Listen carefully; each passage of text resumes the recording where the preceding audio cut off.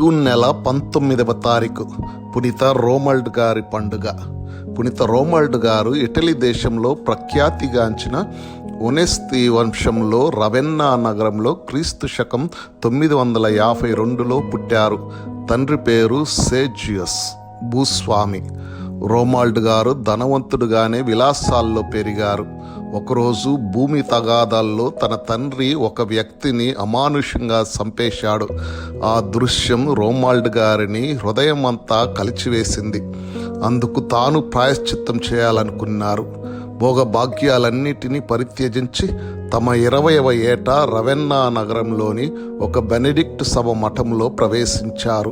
3 సంవత్సరాల తరువాత క్రీస్తు శకం 978లో మరింత త్యాగపూరిత సన్యాసి జీవితం జీవించాలనే అన్వేషణలో మఠాన్ని విడిచిపెట్టి ఒక సన్యాసికి శిష్యుడిగా చేరాడు. గురువయ్యారు. తనను ఒక సన్యాసిగా, క్రైస్తవ గురువుగా కఠినమైన జీవితం జీవించారు. వారు జ్ఞానంలోనూ ఆత్మ వెలుగులోనూ ఎంతో ఎదిగారు. వారి మౌన జీవితం, ప్రార్థనా విధానం ద్వారా ఎందరో అనుచరుల్ని ఆకర్షింపజేశారు. అపోల్లినారే మఠంకు పెద్దగా నియమింపబడ్డారు.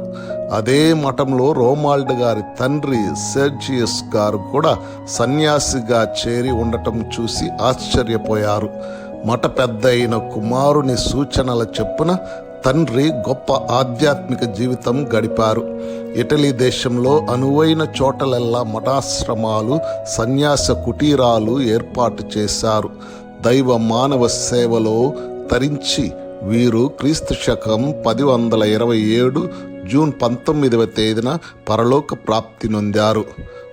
వీరి బంగారు మాట: ప్రియ యేసు, నా ప్రేమగల యేసు, వర్ణింప సఖ్యము కాని నా ఆకాంక్ష, నా ఆనందమా, సకల సన్మనస్కులకు సంతోషదాయకమా, సకల పునీతులకు సుమధురమా. పునీత రోమల్డ్ గారా, మా కొరకు ప్రార్థించండి.